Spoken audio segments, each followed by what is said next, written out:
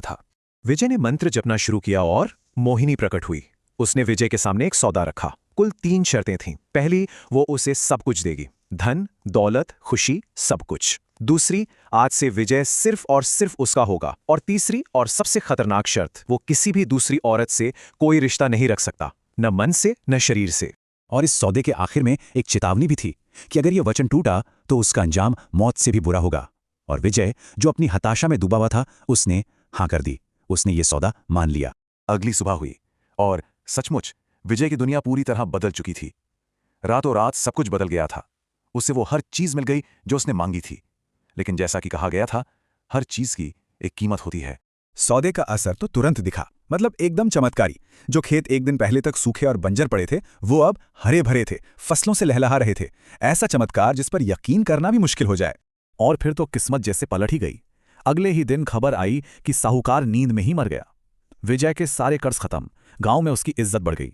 लेकिन इस सब की पहली कीमत चुकानी पड़ी उसके और कमला के रिश्ते को। उन दोनों के बीच एक अजीब सी, एक ठंडी सी दूरी आती थी। एक दिन जब कमला उसके पास आई तो विजय ने उसे रोक दिया। कहा, वहीं रुको, मेरे पास मत आना। ये शब्द ही काफी थे ये बताने के लिए कि उन दोनों के बीच अब एक दीवार खड़ी हो चुकी थी। वो दीवार जो उस सौदे ने बनाई थी। विजय अब अपनी पत्नी का नहीं, मोहिनी का हो चुका था। तो अब कहानी अपने क्लाइमैक्स पर पहुंच रही है। घर में एक अजीब सा सन्नाटा पसर गया था, एक अकेलापन। कमला से अब ये खामोशी और बर्दाश्त नहीं हो रही थी।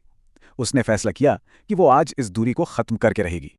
और बस यहीं वो गलती हो गई जो नहीं होनी चाहिए थी। कमला ने आगे बढ़कर विजय को गले लगा लिया और विजय भ्रम में एक पल के लिए उसे मोहिनी समझ बैठा और उसने भी उसे गले लगा लिया। और इसी एक पल में, अनजाने में ही सही, वचन टूट गया। तो सवाल यह है कि जब ऐसा कोई सौदा, कोई वचन टूटता है तो होता क्या है? ठीक उसी पल मोहिनी वहां थी। उसकी आवाज में गुस्सा था, एक ठंडा गुस्सा। मैंने कहा था ना, किसी पराई स्त्री से कोई रिश्ता नहीं, कभी नहीं। उसकी आंखों में दया का नामो निशान नहीं था, सिर्फ धोखा और बदले की आग। सौदा अब खत्म हो चुका था। और फिर जो हुआ वो कहानी का सबसे दुखद हिस्सा है। एक झटके में मोहिनी ने पहले कमला को खत्म किया और फिर विजय को। सौदा पूरा हुआ, कीमत चुका दी गई। लेकिन इस कहानी के आखिर में एक लाइन है जो सब कुछ बदल देती है। वो ये है कि कहने के लिए ये कहानी है, पर इस कहानी के कुछ हिस्से असली कहानी पर आधारित हैं। ये लाइन एक अजीब सी बेचैनी छोड़ जाती है। क्या ये सिर्फ एक कहानी थी या उससे कहीं ज्यादा? और हम भी इसी एक सवाल पर आकर रुकते हैं। ये कहानी हमें सोचने पर मजबूर करती है कि किसी चमत्कार को पाने के लिए कितनी कीमत चुकाई जा सकती है। क्या कोई भी चीज इतनी कीमती है कि उसके लिए अपनी आत्मा का ही सौदा कर लिया जाए? सोचिएगा जरूर।